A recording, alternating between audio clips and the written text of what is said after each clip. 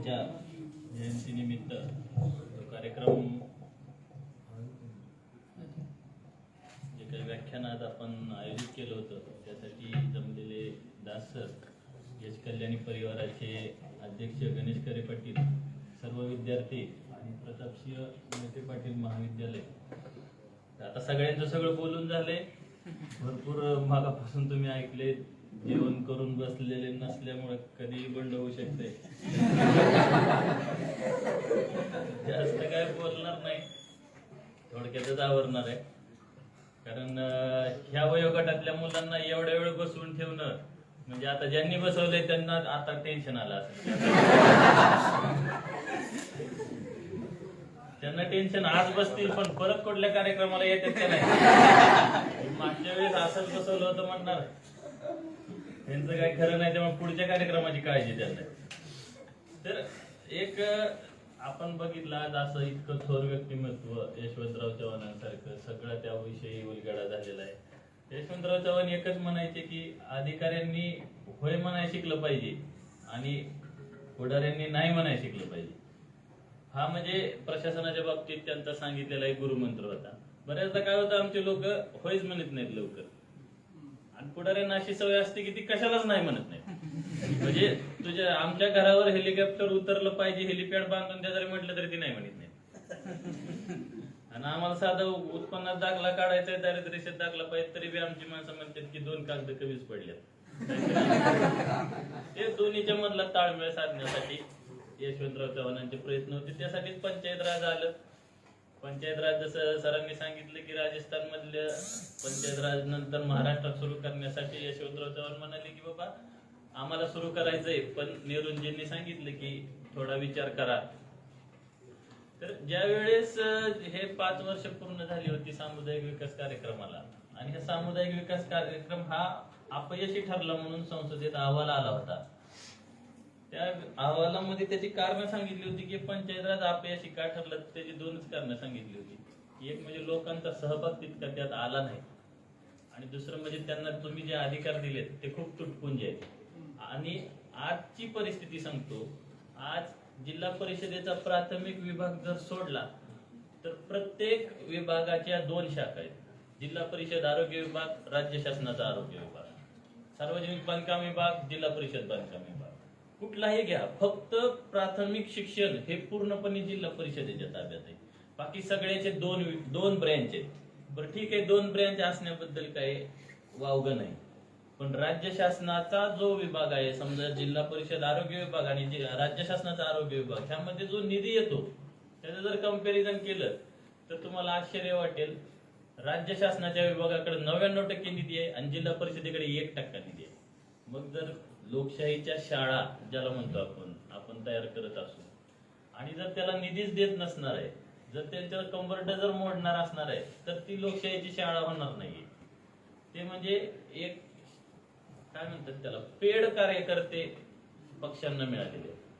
आज महिला आरक्षण आहे स्थानिक स्वराज्य संस्थेत आहे, जे काही आहे ते स्थानिक स्वराज्य संस्थेत आहे, पण विधानसभेत महिला आरक्षण नाही, लोकसभेत महिला आरक्षण नाही. म्हणजे ह्या लोकशाहीच्या शाळेमध्ये निवडून येणारी जी व्यक्ती आहे ती दर 2.5 वर्षाला आरक्षणातून रोटेट होते. त्या माणसाचं थोडं अस्तित्व निर्माण झाल्यानंतर तो परत कधी त्याचं आरक्षण पडणार आहे, ते कधी निवडून येणार आहे माहित नाही. म्हणजे ज्या वेळेस परत तो निवडून यायची परिस्थिती येईल तोपर्यंत एकतर त्या माणसाची उमेद संपली असेल किंवा दुसरं कोणतरी नवीन व्यक्ती तोपर्यंत तयार झालेला असेल. म्हणजे हे पंचायत राजला अतिशय घातक अशी पद्धत आहे. तर तो काय आपला आजचा ह्याचा विषय नाही. तर आज एवढे तुम्ही महाविद्यालयातली मुलं आहेत म्हणून सांगतो की मराठी भाषा दिनाचा जे आता उल्लेख झाला, तर आपण काय केलं होतं की जे शाळेत शिकणारी मुलं आहेत जिल्हा परिषदेच्या, त्यांना 1 दिवस आजी आजोबांसोबत गावातल्या वयस्कर लोकांसोबत फेरफटका मारायला सांगितलं आणि जे जुने शब्द आहेत, जे आपल्या नेहमीच्या बोलीभाषेत आहेत, जे शहरात गेल्यावर आपल्याला बोलायची लाज वाटते आणि ते शब्द भविष्यात व्यपगत होणार आहेत, लोप पावणार आहेत, तर अशा शब्दाचा संग्रह करायचा होता, अशा म्हणींचा संग्रह करायचा होता. आणि असे जवळपास 30,000 शब्द लिहून काढले. आपण औंदा म्हणतो, त्याचा अर्थ काय, काटवट म्हणजे काय, लुगडं म्हणजे काय असं लिहून काढले मुलांनी. त्याचं आम्ही पुस्तक प्रकाशित करणार आहे आणि कायमस्वरूपी ह्या भागातले शब्द कसे तयार झाले, त्या म्हणी होत्या, म्हणींचा अर्थ काय, तर आम्ही ही एक्सरसाइज केल्यानंतर काही व्हिडिओ आले. ते शेलगाव वांगीचे एक पटकेवाले आजोबा आहेत, ते म्हणले की इथं मी गांधीजींना बघितलं होतं, ह्या चौकात गांधीजी आलते. मग ते शिक्षक विचारतात त्यांना, मग तुम्ही काय करत होता, म्हणले इथं गांधीजी आलते, आमदार नामदार सगळी जण इथं होती, मी बघितलेली आहेत. मग तुम्ही भेटला का, म्हणजे काय करायचंय आपल्याला, आपलं मी राहणार निघून गेलो. लोकांची भूमिका बघा तुम्ही. म्हणजे अशा थोडे व्हिडिओ बघितल्यावर मग आम्ही पुस्तक थोडं थांबवलं आणि आता पत्र सहीलाच ठेवलं.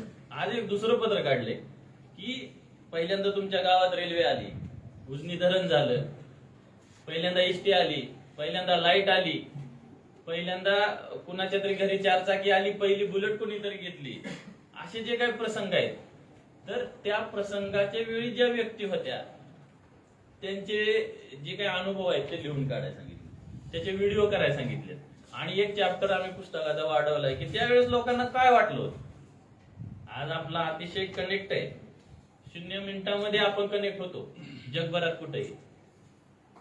1.5 GB डेटा कुणाचा सकाळी संपतोय, कुणाचा दुपारी संपतोय, कुणाचा शेवटपर्यंत टिकतोय, ज्याचा संध्याकाळपर्यंत टिकतोय त्याचा हॉटस्पॉट करून काढून घेतला.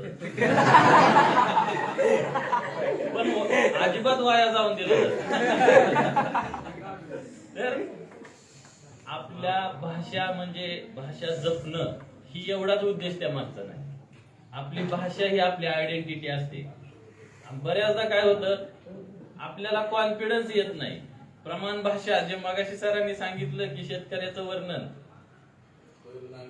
नांगर घेऊन चाललेला वगैरे, तर ज्या वेळेस ह्या साहित्यामध्ये दलित साहित्याची एंट्री झाली, तिथून खरं एक विदारक सत्य जे होतं ग्रामीण भागातलं ते समोर आलं आणि संपूर्ण साहित्य क्षेत्र त्यात हादरून गेलं.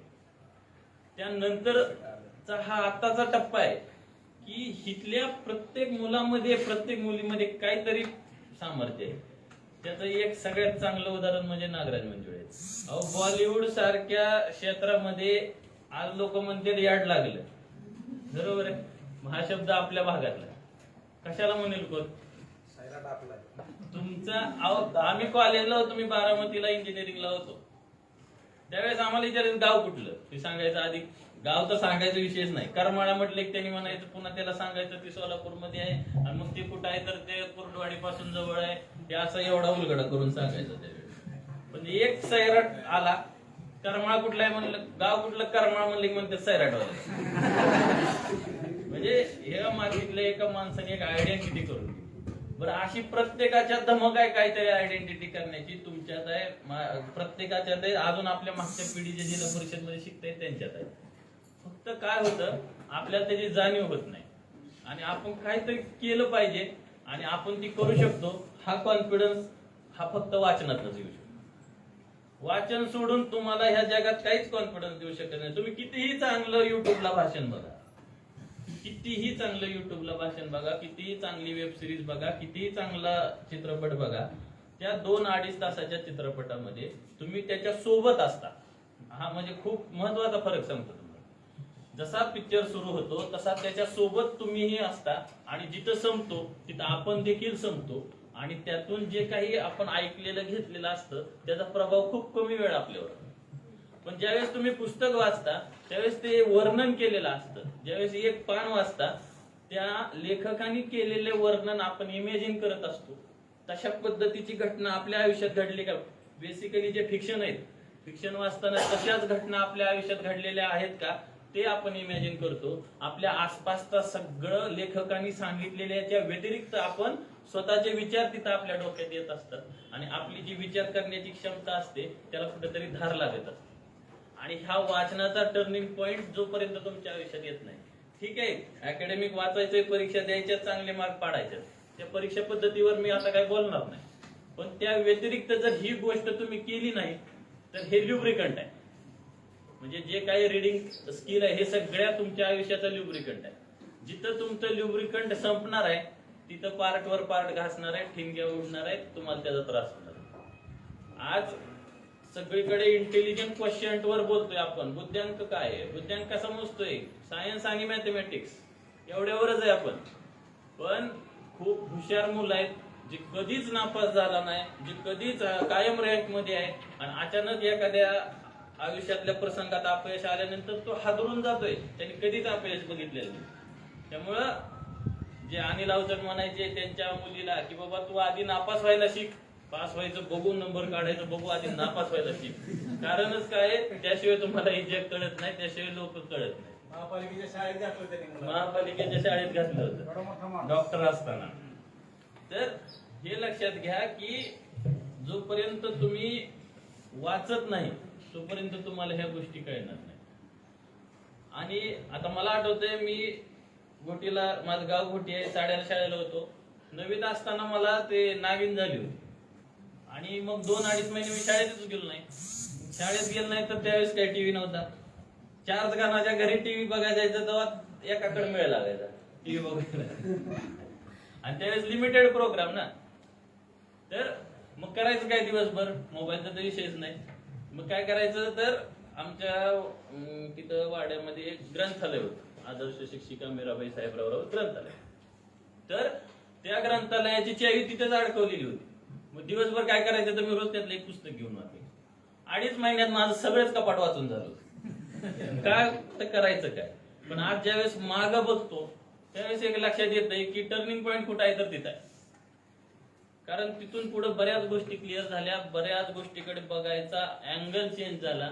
मग वाचण्याची सवय लागली. त्यानंतर होतं महाविद्यालयीन जीवन, म्हणजे मी इंजिनिअरिंगला होतो. इंजिनिअरिंग आणि अवांतर वाचन ह्याचा कधीच संबंध येत नाही, तुमचा बी येत नसेल. त्याचं कारणच एक आहे, तिथं एकतर टेक्निकली सगळी पुस्तकं असतात आणि त्या व्यतिरिक्त करायच्या भरपूर गोष्टी असतात. त्यामुळे इकडे शिरायची काही गरज पडत नाही, किंवा तशी परिस्थिती सुद्धा निर्माण होत नाही. आणि त्या लायब्ररीमध्ये जर तुम्ही बघितलं का, 10 सेक्शन असले तर एक सुद्धा नाही, अर्धा सेक्शन असतो आपल्या अवांतर वाचनाचा. पृथ्वीराज चव्हाण ज्यावेळेस केंद्रात होते, अर्थ सायन्स मिनिस्ट्री होती त्यांची, आणि त्यावेळेस त्यांचा एक इंटरव्ह्यू आहे बघा. ते म्हणते की त्यांनी स्वतः कॉम्प्युटर इंजिनियर आहेत. ते म्हणते की ह्या इंजिनिअरिंग ब्रँचला ह्युमॅनिटीचा टच नाहीये, आणि ह्यांना हे सिलेबस मध्ये घेतलं पाहिजे. तिथून पुढे बरेच ऑप्शनल वगैरे सब्जेक्ट आले, ते काय अजूनपर्यंत यशस्वी झालं नाही. त्यावेळेस मी पहिल्यांदा पुस्तक वाचलं होतं, येरवडा विद्यापीठातील दिवस, कुमार सप्तर्षींचं, युक्रांत चळवळ चालू. त्या युक्रांत चळवळीचं पुस्तक वाचल्यानंतर ज्या कॉलेजमध्ये आमच्या कधी निवडणुका स्टुडंटच्या होत नव्हत्या, त्या आम्ही आवर्जून घ्यायला आलो.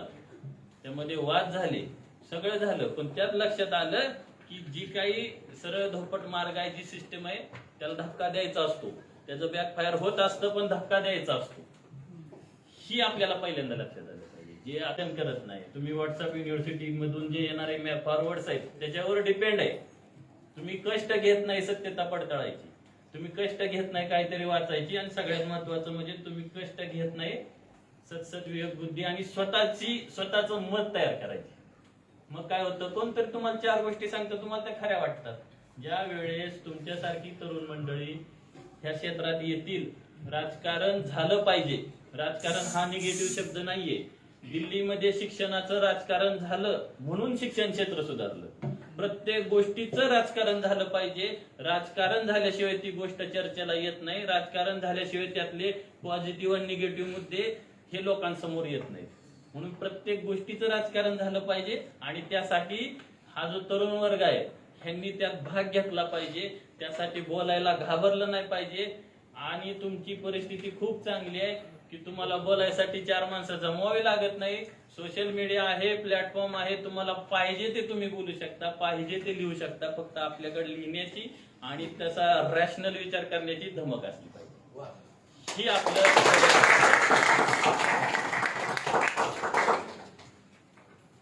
म्हणजे कुणाला काय वाटेल त्यापेक्षा मला काय वाटतं ह्याला आपण महत्व द्यायचं. ह्या सगळ्यासाठी, हे सगळं करण्यासाठी आजच्या काळात ह्या जीव घेण्या स्पर्धेत आपली काहीतरी किंमत असली पाहिजे, आपलं कुठेतरी ठिकाण असलं पाहिजे, स्थान असलं पाहिजे. उद्या तुम्ही उठून 4 गोष्टी लिहायला लागल्या, तुम्हाला म्हणतात आधी 4 पैसे कमवायचं बघा, मग बोला. त्यात सुद्धा आपण तेवढं परफेक्ट असलं पाहिजे. तुम्ही सगळे काही कोण श्रीमंताची मुलं नाही आहेत, सगळेच आसपास सगळ्याच्याच घरचे शेतकरी आहेत. कुणाला असं काही खूप प्रॉपर्टी आलेली आहे तर ते इथं शिकणार नाहीये, हे सरळ आहे, बरोबर आहे. आणि असं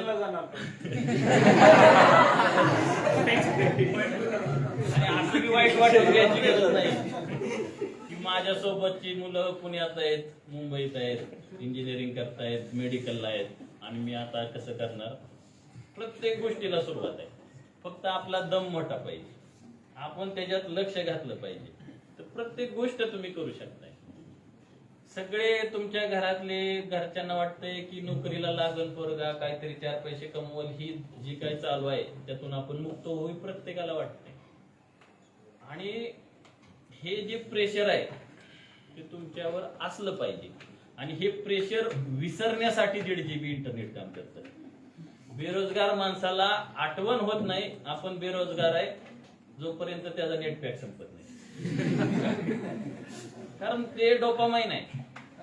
मेंदूतून जे डोपामाइन नावाचं हार्मोनचं जे सिक्रेशन होतं ते तुम्हाला बरं वाटतं. 4 लाईक आल्या, 4 फॉलोवर वाढले, 2 जणांनी रील बघितली, कुणी रिप्लाय दिले, कुणी शेअर केले. अभ्यास करताना मुलं त्या पुस्तकाच्या मध्ये मोबाईल असतो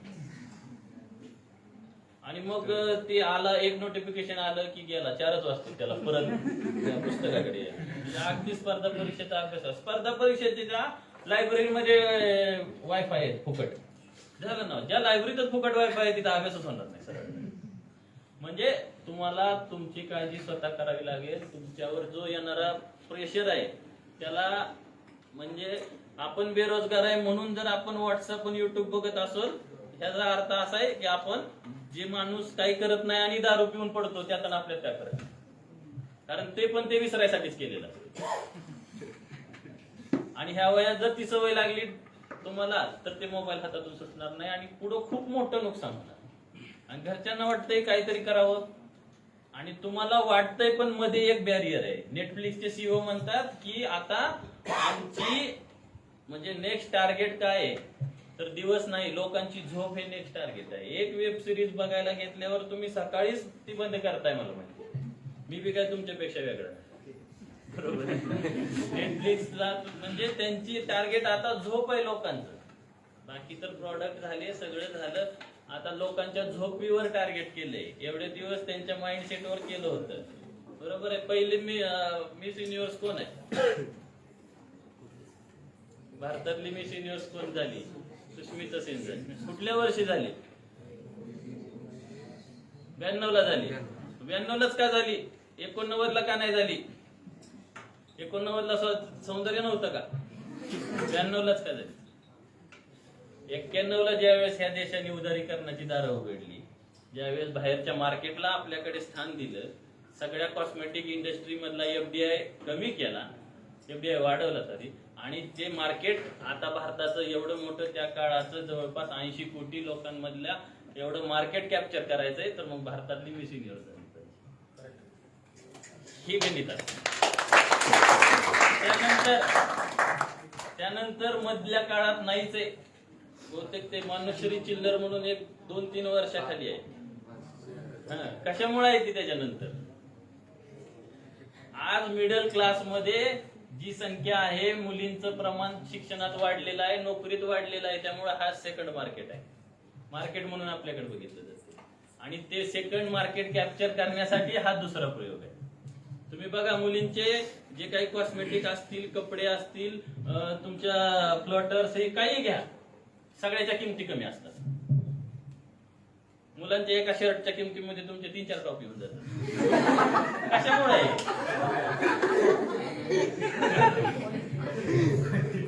बरोबर आहे. कारण त्यांना पण माहितीये की कुठल्या घटकावर कुटुंबातून जास्त खर्च केला जातो, म्हणून मल्टिपल प्रॉडक्ट दिले पाहिजे. हे सगळा मार्केटचा विचार आहे आणि त्या मार्केट मधले आपण आहे. आज तुम्ही इंजिनिअरिंग करणार, डॉक्टर होणार, इंजिनिअरिंग करायला तुम्ही इंजिनिअरिंग कॉलेजला 70-80 हजार फी भरणार आहे. ती कॉलेज कोणाची आहे? ते कॉलेज पण अशाच व्यक्तींचे आहेत, त्यांचा कुठेतरी एखाद्या बिझनेस ग्रुपचे ते कॉलेज आहेत. तुम्ही स्वतःच्या पैशांनी फी भरून इंजिनिअरिंग शिकला आणि नोकरीला लागणार कॅम्पस प्लेसमेंट तुमचा इंटरव्ह्यू घेऊन त्यांच्याच कंपनीत लागणार आहे. त्यांनीच तुम्हाला नोकरी देणार आहेत. म्हणजे कंपन्यांनी त्यांना पाहिजे असलेलं मनुष्यबळ तयार करण्यासाठी कॉलेजेस काढली, त्यात तुम्हाला फी भरून शिकवलंय. जसं इंग्रज कारकून तयार करायसाठी शिक्षण द्यायचे, त्यातलाच हा प्रकार आहे. तुम्हाला खूप जीव मोठा होतो, आता पोराला नोकरी लागली, एवढ्या 10 लाखाचं पॅकेज 15 लाखाचं पॅकेज मिळालं, आता आमची हाडाड फिटली, आता काही टेन्शन नाही. आणि मग तुम्ही काय म्हणता की आता गाडी घेतली पाहिजे. बरोबर आहे? गाडी कुणाची? बरं तुम्हाला गाडी घ्या, तुम्ही फ्लॅट घेतला पाहिजे पुण्यात, पूर्ण काय पुन्हा लोन करायचंय. हे करायसाठी तुम्हाला सॅलरी स्लिप दाखवली की ऑनलाईन 10 मिनिटात लोन सँक्शन आम्ही करतोय. बँकांमध्ये शेअर्स कुणाचे आहेत, बँकेचे ग्रुप कुणाचे. पुण्यामध्ये जाताना ऍड वाचा, कशा असतात, इमोशनल ऍड असतात. बरोबर? कारण ह्या तुमच्या इमोशन्स सुद्धा विकले जात आहेत. असं हे क्रोनी कॅपिटलिझम म्हणायचं ह्याला. ही पॉलिटिक्स आणि कॅपिटलिझम ह्यांच्यामधला जो नेक्सस आहे, त्यामध्ये हा मिडल क्लास माणूस पकडलेला आहे. आणि पुन्हा ह्या मिडल क्लास माणसाला सगळे स्वप्न दाखवायचे असतात आणि ह्या सगळ्यात त्याचं आयुष्य पूर्ण जातं. पुन्हा त्याचं लग्न होते, मुलं बाळ होतात, परत त्याला 1 लाख रुपये शाळेत फी भरली पाहिजे. मग आज त्याला काय शिकवलं जातं, तुम्ही अतिशय खडतर परिस्थितीत आज इथवर आला, तुमच्या मुलावर हे दिवस नाहीत आलं पाहिजे, चांगल्या शाळेत घाला. बरोबर आहे? चांगल्या शाळेत घाला, असं करू नका. ती म्हणतो आपल्या वाटणीला आलं, ह्याच्या येऊन 1 लाख रुपये पहिलीची फी भरते ते. बरोबर? आणि मग हे इतका खर्चाचा प्रेशर त्या माणसावर येतो. एक तर आपल्याकडे अगदी जंगी लग्न करून त्याला पहिल्यांदा दाखवायचं असतं मी लय मोठ्या नोकरीला आहे, तिथं पहिल्यांदा ते कर्जबाजारी होते. त्याच्यानंतर हे फ्लॅटचं लोन असतंय, त्याच्या गाडीचं लोन असतं, त्यानंतर ही मुलांचे शिक्षण. म्हणजे इथं वरती डोकं नसतंय, प्रेशर कुकर झालेला असतोय. त्यातनं नवरा बायकोची भांडणं सुरू होते. पूर्वीच्या काळी बघा 2005 सालापर्यंत लग्नाची काय परिस्थिती होती. लोक म्हणायची आम्हाला नोकरी करणारी बायको चालणार नाही, शिकलेली असावी पण नोकरी करणारी नसावी. परत काय म्हणायला लागली, शिकलेली नोकरी केली तर चालेल पण ती शिक्षिका असली पाहिजे. बरोबर? म्हणजे असा सॉफ्ट जॉब असला पाहिजे. त्याच्यानंतर काय म्हणायला लागलेत, आताची सिच्युएशन काय, जी मुलगा इंजिनियर आहे, जो पुण्यात आहे, जो डॉक्टर आहे, जो पुण्यात आहे, डॉक्टर म्हणते डॉक्टरच पाहिजे, आणि इंजिनियर काय म्हणते मला IT मधलीच पाहिजे, तिला नोकरी केलीच पाहिजे, तिला पगार असला पाहिजे. बरं हे कशामुळे, हे काय खूप आता रॅशनल विचार झाला आणि आता आम्हाला खूप आमचे विचार बदललेत आणि म्हणून करतोय असं. एवढे दिवस तुम्हाला सांभाळणं होत होतं, आता सांभाळणंच होत नाही म्हणून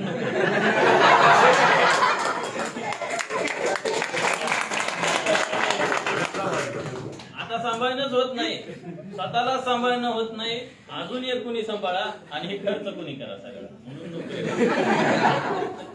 दोघांनी मिळून कमवलं पाहिजे. पूर्ण कुठलीही प्रथा परंपरा तुम्ही काढा या देशातली, सगळ्याला एक इकॉनॉमिकल टच आहे.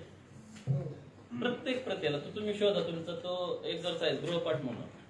मग एवढं करायचं दोघं, मग परत काय नवरा बायको मिळून एक पुण्यात फ्लॅट घेतात आणि त्याच्यात एक बी दिवस राहत नाही, सगळं रेंटने द्यायचं. म्हणजे ज्या घराचं लोन फेडायसाठी दिवसभर दोघं मारामार करून पैसे कमवतात, त्या घरात ती एक बी दिवस राहत नाही. आणि अक्षरशः असं अख्खं आयुष्य निघून जातं. आणि एका टप्प्यावर 40 ते 45 वयोगटातल्या लोकांना विचारा, ती म्हणतात आयला गरिबीत होत होतीच बरोबर, काही डोक्यात नव्हतं, माझं मी चांगलं खाऊन पिऊन जगत होतो. म्हणजे मध्यम वर्गाची परिस्थिती अशी झाली आहे की एक पाय पुढं एक पाय मागं. म्हणजे त्या लेझमधल्या गड्यासारखा गडी जागेवर खेळतोय,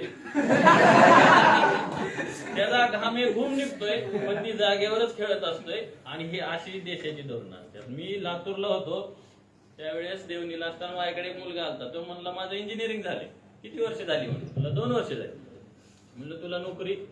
म्हणलं नोकरीच नाहीत, नोकरीच लागत नाही. आता काय करतोय? म्हणलं शेतात काम करतोय. मग म्हणलं तुला काय वाटतंय किती तुला पगार असला पाहिजे? ती म्हणला 50,000 तर पगार असतो. मग हा 50,000 पगार इंजिनिअरिंग करून पण तुला मिळत नाही, ह्याची कारण काय?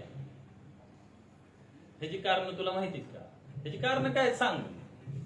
ती म्हणलं काय सरकार नोकऱ्याच देत नाही. म्हणजे जो मुलगा आपल्या परीक्षा पद्धतीतून आपल्या व्यवस्थेतून हा अगदी इंजिनिअरिंग सारखं क्षेत्रात जातो, पूर्ण करतो, त्यानंतर 2 वर्ष त्याला नोकरी लागत नाही, तरी त्याला माहित नसतं की आपल्याला नोकरी का लागत नाही. कारण सगळेजण तुम्ही मी परत तिथंच येतो, सगळेजण एकतर वेब सिरीज बघताय, नेट पॅक हे करताय, पण त्या संसदेतलं डिबेट कोण बघत नाही, त्या विधानसभेतलं डिबेट कोण बघत नाही. ह्या देशाचं ध्येय धोरण ठरवणारी जी सर्वोच्च संस्था आहे, त्या संस्थेमध्ये काय चाललेलं आहे, त्या संस्थेमधली लोक काय बोलतायत, आणि एक सिविक बॉडी म्हणून आपला त्यांच्यावर प्रेशर असला पाहिजे, आणि तो प्रेशर दिल्यानंतर आपल्या महत्वाच्या 4 गोष्टी घडतायत हे सुद्धा तरुण पिढीला माहित नाही. म्हणून हे सगळं चाललंय. कारण आपल्याकडे 12वी नाही, ग्रॅज्युएशन होईपर्यंत नागरिकशास्त्र फक्त 20 मार्काला आहे, बरोबर, आणि तो आपण ऑप्शनलला टाकतो. म्हणजे ही सगळ्या व्यवस्थेमध्ये आपल्याला हा देश कसा चालतो, ह्याची धोरणं कशी असतात आणि त्याचा परिणाम आपल्यावर कसा होतो ही माहितीच नाहीये. तर आपण चांगल्या पगाराची, चांगल्या राहणीमानाची अपेक्षाच करायची नाहीये, आणि हे सगळं पंख छाटायचं काम असतं. तुम्हाला तिथंच एक IT मधली नोकरी, आता जे मी सांगितलं गोल गोल, इथंच सगळी मध्यमवर्गीय तरुण पिढी फिरत राहिली पाहिजे आणि उपकाराखाली राहिली पाहिजे. त्यांनी कधीही ध्येय धोरणावर बोललं नाही पाहिजे, पॉलिसी मेकिंगवर बोललं नाही पाहिजे, आंतरराष्ट्रीय संबंधावर बोललं नाही पाहिजे. फक्त ह्यांनी आपल्या लेजमधल्या गड्यासारखं जागेवर